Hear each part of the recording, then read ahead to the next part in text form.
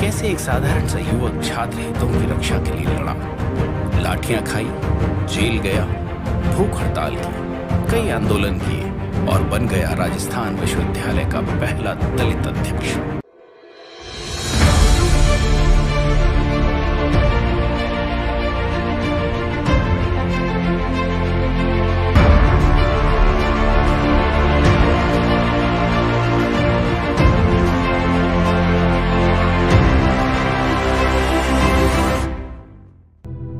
इस लड़के की कहानी की शुरुआत होती है राजस्थान प्रांत के एक पौराणिक शहर राजा विराट की नगरी विराट नगर के एक छोटे से गांव मेड़, जोधुला भी जिसे हम कहते हैं, वहां से, जो बसा है पहाड़ों के बीच, जहां ना कोई चिकित्सा की सुविधा थी, ना ही कोई मोबाइल नेटवर्क और ना बिजली। यहाँ के लोग अपना गुजर बसर प्रारंभिक खेती और मजदूरी करके चलाते थे। जोधुला के एक मध्यम वर्गीय परिवार में जन्म हुआ विनोद जाखड़ का, जिनके दादाजी पेशे से कारीगर थे। विनोद जी के पिता घर की आर्थिक स्थिति खराब होने की वजह से ज्यादा तो नहीं पढ़ पाए, पर उन्होंने ठाना था कि मैं अपने बच्चों को अच्छी शिक्षा दूंगा, और इसमें जाखड़ जी की मां ने बहुत ही सहायता की। लेकिन गांव में कोई उचित काम न मिलने पर उन्हें अपना गांव छोड़ना पड़ा और उन्होंने शहर का रुख किया। शहर में उन्होंने मजदूरी की और विनोद जी को पढ़ाना शुरू किया। वैसे विनोद जी की शुरुआती पढ़ाई उन्हीं के गांव के एक विद्यालय हेमंत सूर्यमणि उच्च माध्यमिक पब्लिक स्कूल से हुई, जहां से उन्होंने तीसरी कक्षा तक अध्ययन किया था। जब उन्हें गांव छोड़ना पड़ा तो उन्होंने प्रण किया कि वो बड़े होकर एक अधिकारी IAS अफसर बनेंगे, पर किस्मत को कुछ और ही मंजूर था। सन 2012 में उन्होंने उच्च शिक्षा प्राप्त करने के बाद राजस्थान कॉलेज में प्रवेश लिया। वहां उन्होंने देखा कि छात्रों की बहुत ज्यादा समस्याएं थी, छात्रों को बहुत दिक्कत होती थी। विनोद उनकी अक्सर मदद करता था। ऐसे मदद करते करते लोगों ने उसको अपना नेता मानना शुरू कर दिया और छात्रों के सहयोग और सपोर्ट से बन गया विनोद राजस्थान यूनिवर्सिटी का पहला दलित अध्यक्ष।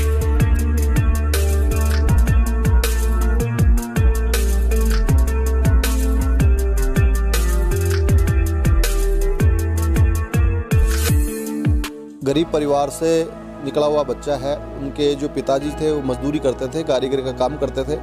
मजदूरी के उन बच्चों को पढ़ाया लिखाया। उनके पिताजी को मैं बार बार धन्यवाद देता हूँ कि ऐसे बच्चे को उन्होंने जन्म दिया, जो उनकी मेहनत के बदले में जो उन्होंने जो कामयाबी ली विनोद जाखड़ ने।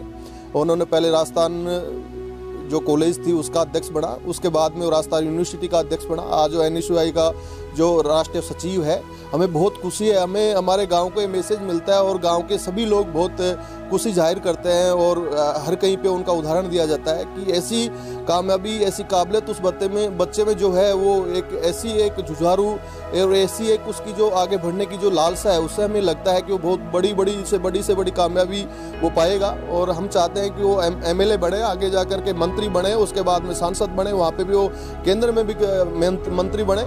ऐसी बड़ी से बड़ी वो कामयाबी हासिल करे। भगवान के ऊपर उनका आशीर्वाद बना रहे। हमारे गांव का भी सदा उन पे जो सहयोग और जो आशीर्वाद की भावना वो सदा उनसे जुड़ी रहेगी।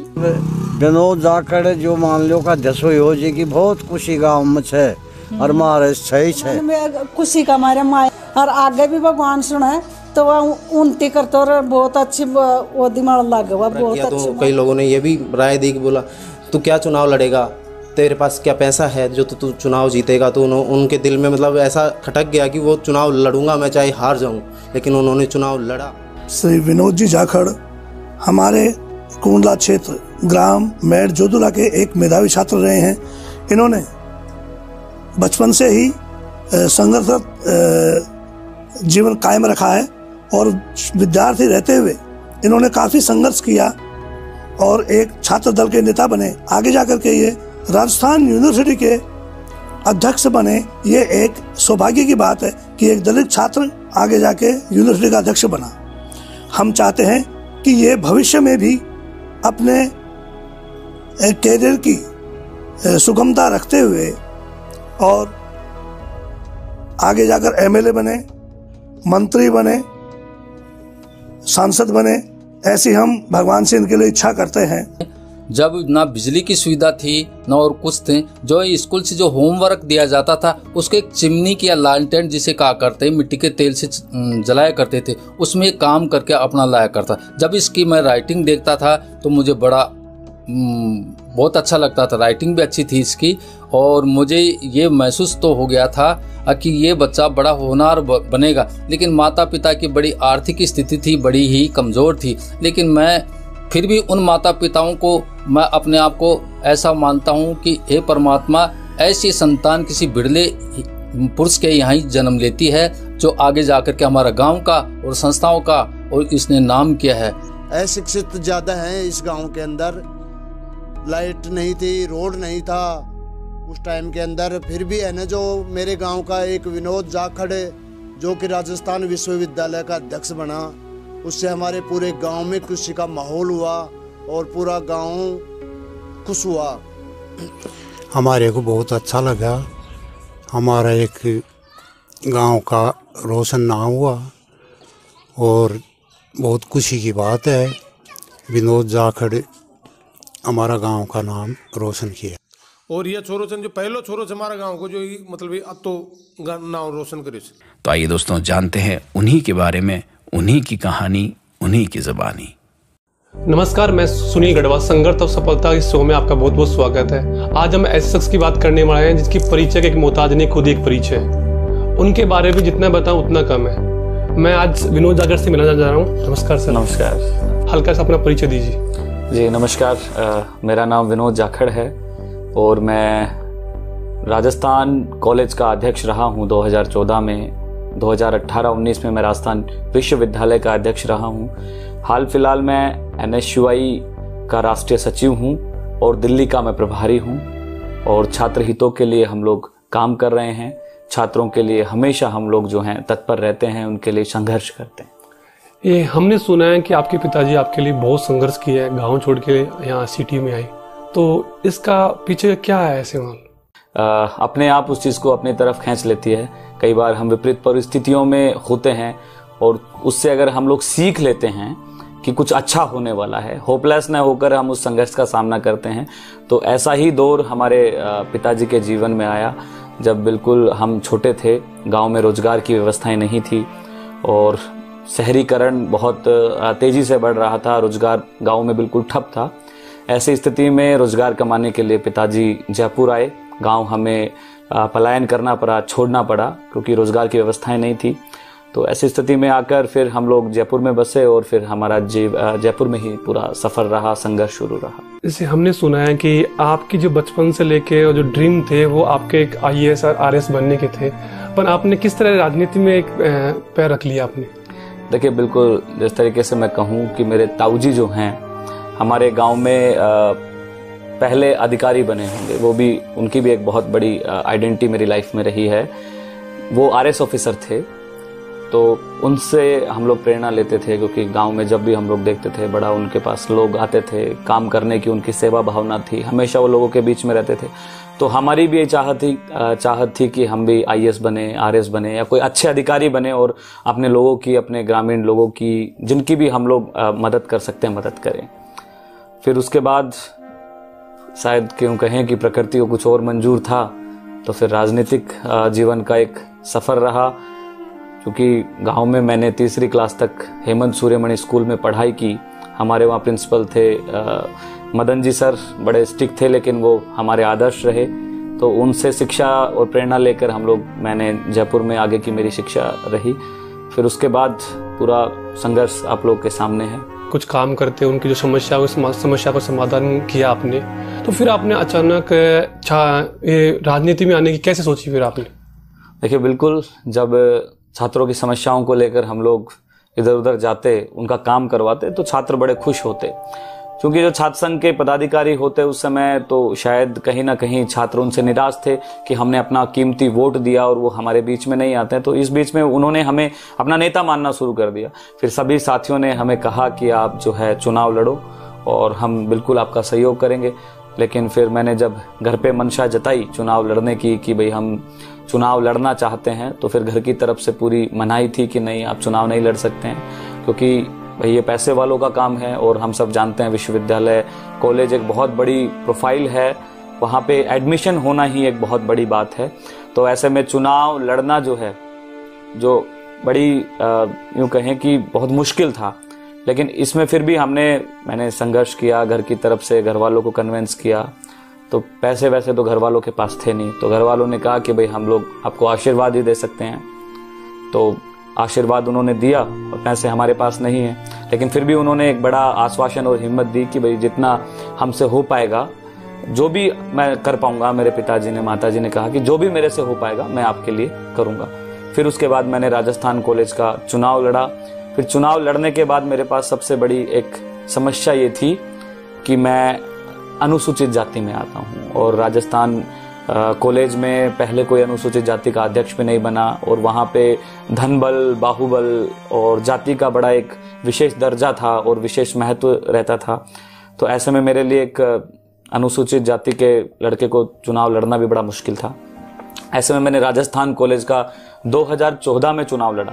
मेरे सामने 8 कैंडिडेट थे, मैं 9वां कैंडिडेट था, मेरा बैलेट नंबर 9 था, सबसे लास्ट में। और आप देखो कि सब लोगों ने बहुत विश्वास जताया। मैंने बिल्कुल कम पैसे के अंदर अपना पर्चा भरा, और सब लोगों से आशीर्वाद लेकर मैं गया कि भाई, मैंने उनसे यही कहा कि मेरे पास आप लोगों को देने के लिए कुछ नहीं है, लेकिन जब आप लोग मुझे चुन के भेजेंगे, छात्र संघ का पदाधिकारी बनाएंगे, अध्यक्ष बनाएंगे, तो मैं बिल्कुल आज जैसा हूँ मैं आगे भी वैसा आपके साथ हमेशा आपकी मदद करता रहूँगा। और बिल्कुल छात्रों ने मेरे को आशीर्वाद दिया, और मैं राजस्थान कॉलेज में अध्यक्ष बन गया। 2014-15 का मेरा जो था सेशन रहा, मैं उसमें अध्यक्ष रहा। जैसा कि आपने बताया कि आप एक राजस्थान कॉलेज के आप अध्यक्ष बन गए, कोई भी आपके पास पैसे नहीं थे, कोई आपका बाहुबल नहीं था, फिर भी आप छात्रों के सपोर्ट से आप राजस्थान कॉलेज के आप अध्यक्ष बन गए।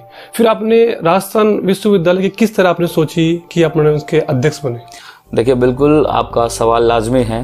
यूँ कहूँ कि राजस्थान कॉलेज एक छोटा सा तालाब था और विश्वविद्यालय एक बहुत बड़ा समुद्र, और ऐसे में बड़े विफल परिस्थितियों में, विपरीत परिस्थितियों में मैंने राजस्थान कॉलेज का चुनाव लड़ा। तो मेरे जैसे आम परिवार के, एक मजदूर के परिवार से कोई विश्वविद्यालय का चुनाव लड़ना एक यूँ कहें कि सपने को सोचने जैसा ही हो सकता है, और ये सत्य भी है कि विश्वविद्यालय का अध्यक्ष बनना जो है बहुत मुश्किल है। एक यूँ कहें कि विधायक और सांसद बनना बहुत आसान होता है, लेकिन राजस्थान विश्वविद्यालय का अध्यक्ष बनना बहुत मुश्किल होता है। देखिए, प्रेरणा यही थी कि जब चुनाव लड़े, राजस्थान कॉलेज का मैं जब चुनाव लड़ा तो परिस्थितियां पूरी विपरीत हो गई। घर पे मैं वैसे भी सक्षम नहीं था चुनाव लड़ने में, तो ऐसे में पूरा हर किसी को नेगेटिव कर दिया गया। पिताजी को भी लोग कहते कि भाई बर्बाद हो जाओगे आप, बच्चे के चक्रों में आके क्यों ऐसा डिसीजन ले रहे हो कि अपना सब कुछ आप दाव पे लगा रहे हो, अभी तो बच्चा है, इसे कहने पे आप जाओगे। लेकिन पिताजी की बड़ी हिम्मत रही, मम्मी की बड़ी हिम्मत रही कि उन्होंने हौसला दिया कि नहीं ठीक है, जो भी है भाई तुम्हारा रास्ता है, तुम्हारा भविष्य है, तुम जो करोगे अच्छा ही करोगे।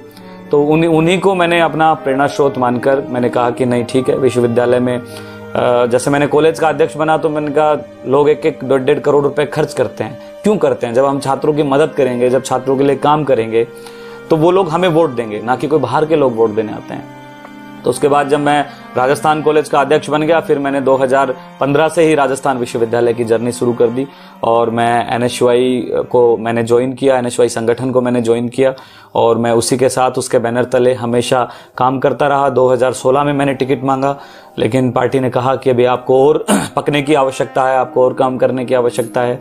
फिर मैंने 2017 में बहुत अच्छी मेहनत की, बहुत अच्छे काम भी किए, छात्रों के लिए बहुत सारे आंदोलन किए, भूख हड़ताल की, जेल गया, हर तरीके से जो भी मेरे से हो सकता था मैंने वो सारे जो काम हैं छात्र हितों के लिए किए। और 2018 में बहुत बड़ा संघर्ष रहा मेरी लाइफ का। मैंने जी जान अपना सब कुछ समर्पित कर दिया अपने लक्ष्य को प्राप्त करने के लिए। यूँ कहते हैं कि भाई बंद आंखों से कोई सपना देखो तो वो सुबह होते ही टूट जाता है, जैसे ही आंखें खुलती हैं। लेकिन हमने खुली आंखों से, मेरे भाई बहनों ने, मेरे ताऊजी के बच्चों ने, परिवार ने, माता पिता ने, हमने सबने खुली आंखों से सपना देखा, और सबने 2018 में अपने सपने त्याग दिए सिर्फ मेरे सपने को पूरा करने के लिए। वो तन से हो, चाहे मन से हो, चाहे धन से हो, जो भी जिस तरीके की सहयोग कर सकता था, हर व्यक्ति ने मेरा सहयोग किया। यूं कहें कि सबने मुझे आशीर्वाद दिया, मेरे परिवार ने, परिवार के लोगों ने, माता पिता ने, मेरे भाइयों ने, ताऊजी के बच्चों ने, चाचा के बच्चों ने, हर किसी ने, मेरे दोस्तों ने पूरा सहयोग किया और बहुत विपरीत परिस्थितियों में यूं कहूं कि पैसे की तो मेरे सामने कोई बात ही नहीं थी। हमारे सामने यही परिस्थिति थी कि हम चुनाव कैसे लड़ें, क्योंकि मैं जिस संगठन से टिकट मांग रहा था उससे कोई कारणवश मेरा टिकट कट गया, क्योंकि मैंने जैसे आपको पहले भी बताया कि मैं एक अनुसूचित जाति से हूं। तो मेरे से पहले राजस्थान विश्वविद्यालय में एक संगठन द्वारा अनुसूचित जाति के एक छात्र को टिकट दिया गया, लेकिन वो बुरी तरीके से परास्त हुआ। तो कहीं ना कहीं हमारी पार्टी के मन में भी ये था कि आज तक विश्वविद्यालय में कोई एससी या दलित अध्यक्ष नहीं बना है, किसी एससी के लड़के को टिकट देना क्या पार्टी के लिए सही होगा या नहीं होगा। तो पार्टी भी कहीं ना कहीं बैक रही। दूसरी, ऊपर से एक मजदूर का बेटा है, परिवार सक्षम नहीं है चुनाव लड़ाने के लिए, माता पिताजी समझते ही नहीं थे विश्वविद्यालय का कौन सा गेट है, कभी उन्होंने विश्वविद्यालय अपने जीवन में ही नहीं देखा। तो ऐसे में पार्टी कहीं ना कहीं बैक होती दिखाई दी। लेकिन मैंने अपनी पूरी ईमानदारी अपने काम को दी थी, अपना पूरा समय काम को दिया और बहुत मजबूती से मैंने अपने लक्ष्य के प्रति सजग रहा और चुनाव लड़ा। सब छात्रों से मैंने निवेदन किया कि देखिए मेरे पास पैसा नहीं है, लेकिन मैं आप लोग के बीच में हूं। मैंने मुहिम चलाई कि आप लोग मुझे जो है एक एक रुपया दीजिए अपने वोट के साथ साथ, क्योंकि मैंने आपके लिए काम किया है तो मेरा हक भी बनता है। मैं आप लोगों से हाथ जोड़ के विनती करता हूं। और फिर मैंने वोट के साथ साथ पैसे भी मांगे। तो राजस्थान विश्वविद्यालय के 36 कौम के लोगों ने, हर जाति के, यूं कहूं कि अनुसूचित जाति जनजाति के लोग तो मेरे साथ थे ही, लेकिन जो राजस्थान विश्वविद्यालय की एक बड़ी मिथ्या बनी हुई थी कि केवल एक जाति विशेष के लोग जाति विशेष को ही वोट देते हैं, लेकिन मैंने उस मिथ्या को तोड़ दिया। मेरे को सर्व समाज के, सर्व जाति के लोगों ने वोट दिया और यूं कहूं कि पार्टी ने टिकट काट दिया। मैंने जो है इंडिपेंडेंट निर्दलीय चुनाव लड़ा। तो घर पे हम लोगों ने बात की कि चुनाव लड़ना चाहिए नहीं लड़ना चाहिए। महासचिव का मुझे पार्टी की तरफ से ऑफर था कि आप महासचिव का चुनाव लड़ें तो हम आपको खर्चा भी देंगे और आपका पूरा सहयोग भी करेंगे और आप बन भी जाओगे क्योंकि आपकी मेहनत की हुई है। तो फिर मैंने अपने घर पे बात मम्मी से, पापा से शेयर की। इसी सोफे पे बैठ के हम लोगों ने बात की कि हम लोग क्या करें बताओ। तो बड़ा इमोशनल माहौल था पूरे परिवार का कि डिसीजन बड़ा था, क्योंकि डेड मेरे सामने जो जितने भी कैंडिडेट थे जिनको टिकट मिला था वो बहुत धनी और सक्षम परिवारों से थे, जिनका परिवार भी किसी के राजनीति में रहे हैं तो किसी के बिजनेस में रहे हैं, मतलब अच्छे व्यापारी वर्ग के वो बच्चे थे। उनके पीछे पूरे महकमा लगा हुआ था। अब यूँ सामने बात आ गई कि भाई धन की तो पैसे की तो हमारे पास, उनके हम सामने बिल्कुल कुछ भी नहीं थे। तो ऐसी परिस्थिति में फिर मम्मी ने हिम्मत बंधाई कि कोई बात नहीं, अपने पीछे मकान है जयपुर में, हताश मत हो, पूरा मैं बैठी हूँ, कर्जा वर्जा सब चलता रहता है लाइफ में, और बोले सक्षम बन जाएगा तो सारी चीज़ें वैसे धुल जाएगी। और उसको देखते हुए फिर मैंने हिम्मत ली और उस दिन से मैंने यहाँ घर से निकला। तो फिर मैं अध्यक्ष बन के दोबारा उस दिन जब मैं निकला तो मैंने ये प्रण लिया कि अब मुझे विश्वविद्यालय का अध्यक्ष बनना है, क्योंकि मम्मी की बड़ी बात याद थी कि कोई बात नहीं सब चलता है, अध्यक्ष का चुनाव लड़ होगा जो देखा जाएगा। तो फिर मैंने भी सोचा कि 1500 रुपये नॉमिनेशन की फीस के लगते हैं, तो कोई बात नहीं, जितना है अपन उतने में चुनाव लड़ेंगे। और जब मैं गया तो फिर मैंने कहा कि मैं अध्यक्ष बन के ही वापस आऊंगा, और वही हुआ। जब रिजल्ट आया तो मैं अध्यक्ष बन के आया राजस्थान विश्वविद्यालय में और इंडिपेंडेंट पहला एससी का अध्यक्ष बना। ये बड़ी बात थी सर्व समाज के लिए। यूं कहें कि बाबा साहब डॉक्टर भीमराव अंबेडकर का एक सपना था कि हर व्यक्ति जिसका उस क्षेत्र में एक भी वोट नहीं हो, जाति धर्म संप्रदाय जब पीछे छूट जाते हैं, जब आपके काम शुरू होते हैं, जब आप कहीं ईमानदारी से काम करते हैं, तो वही उनका बाबा साहब का ये सपना पूरा हुआ कि मैं जाति से सक्षम नहीं था या किसी पैसे से सक्षम नहीं था, लेकिन सारी चीज़ों को वहाँ के छात्रों ने नकार दिया, 36 कौम के लोगों ने।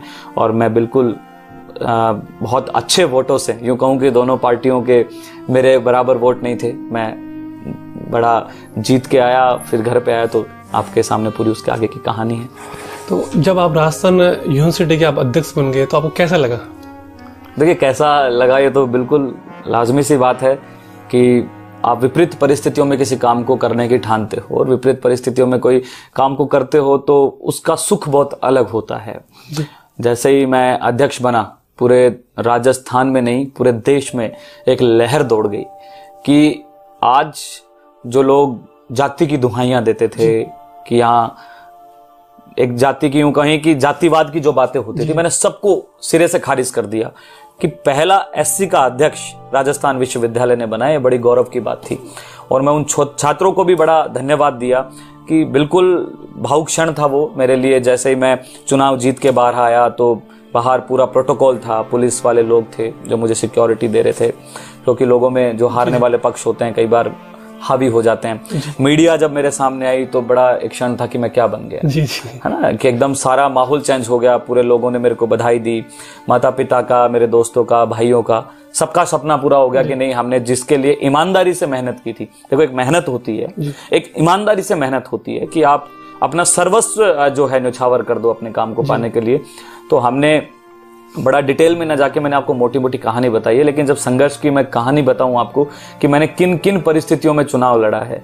मेरे साथ वाले हम लोग दिन भर भूखे रहते थे।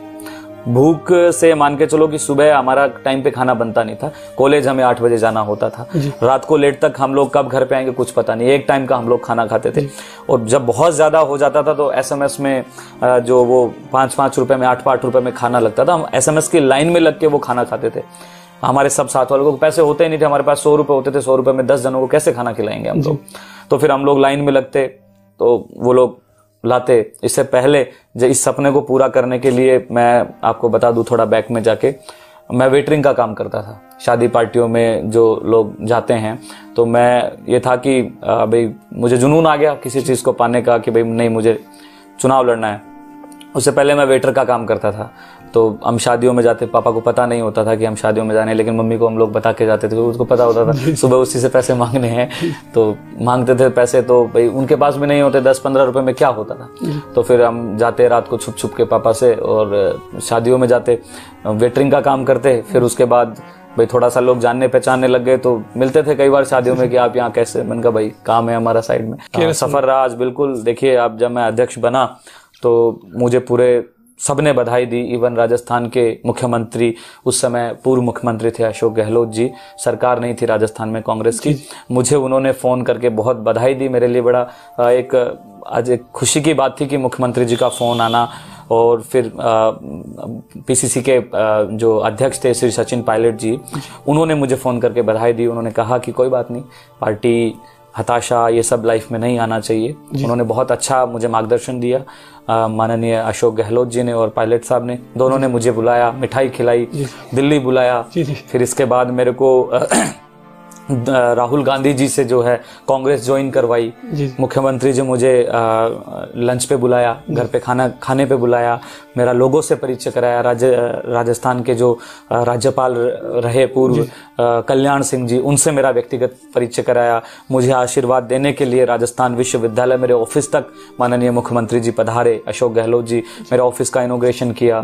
राजस्थान विश्वविद्यालय की जो मोटी सर, जैसे हमने सुना है कि आपने काफ़ी बच्चों की समस्याओं को लेकर आपने काफ़ी आंदोलन किए और लाठियाँ खाई और जेल गए।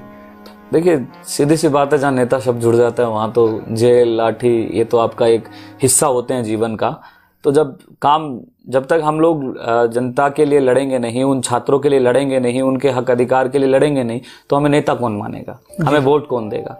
तो बिल्कुल बहुत सारे मेरे ऐसे आंदोलन हैं जो बहुत सफल रहे, जो मैं घर वालों से छुप कर, मेरी मम्मी को पता ही नहीं भूख हड़ताल कर रहा हूँ मैं। जब उसको बाद में पता लगता है, मम्मी कहते नहीं उठ जा, आ जा, कोई नहीं, माँ तो माँ होती है ना। तो उसको पता लगता है कि भूख हड़ताल कर रहा हूँ तो रोज फोन करती। 4-4 दिन 5-5 दिन हम लोग भूखे रहते। मैंने एक बड़ा आंदोलन किया था राजस्थान विश्वविद्यालय की लाइब्रेरी के लिए। पहले 24 घंटे लाइब्रेरी चालू होती थी, फिर वहाँ के वाइस चांसलर ने उसको बंद कर दिया कि 14 घंटे लाइब्रेरी चलेगी। फिर मैं 5 दिन तक मैंने अनशन किया और अपनी मांगों को मनवाया। हमने 19-20 घंटे जो है लाइब्रेरी को फिर से चालू कराया।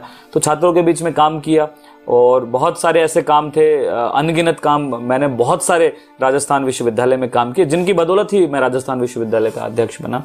और जेल जाना, देखिए छात्र राजनीति या हो चाहे कोई और हो, आप वहाँ के प्रशासन के विरुद्ध जाकर अपने लोगों के लिए, वहाँ की आम जनता के लिए लड़ोगे तो जाहिर सी बात है बिल्कुल आपको जेल जाना पड़ेगा। जेल भी गया, आज भी मुकदमे चल रहे हैं, चलते रहते हैं, वो तो जीवन भर चलेंगे।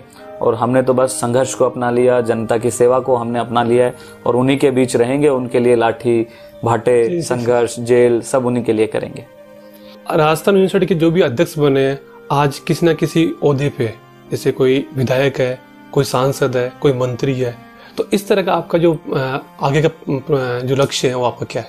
देखिए बिल्कुल आपने सही कहा, क्योंकि राजस्थान विश्वविद्यालय के जितने भी छात्र संघ के अध्यक्ष रहे हैं मोस्ट ऑफ राजस्थान की सरकार में रहे हैं, चाहे वो बीजेपी में हो, चाहे कांग्रेस में हो, चाहे वो इंडिपेंडेंट हो, और या फिर कोई राजस्थान विश्वविद्यालय की राजनीति से जरूरी नहीं वो अध्यक्ष बना हो, यहाँ से छात्र राजनीति से निकल के गया है, वो भी कहीं ना कहीं आज अच्छे मुकाम पे हैं। बिल्कुल मेरा भी यही सपना है कि मैं हमेशा, जैसे मैंने विश्वविद्यालय के छात्रों की सेवा की, आगे मैं इस सेवा को और बढ़ाऊं, मैं लोगों के बीच में आऊं, गरीब जनता के बीच में आऊं, उनकी आवाज़ बनूं, और कहीं मौका देती है, मुझे मौका मिलता है तो बिल्कुल मैं जो है चुनाव लड़ूंगा आगे और जनता के बीच में रहूंगा, जनता की सेवा करूंगा। आज आपके सामने संघर्षशील व्यक्ति आपके पास विनोद जी बैठे हैं, अपनी जीवनी अपने सामने रखी है, तो सभी जितने भी ऑडियंस है उसे ये मैसेज देना चाहता हूँ कि आप संघर्ष करते रहिए और आपको सफलता कभी ना कभी मिलेगी।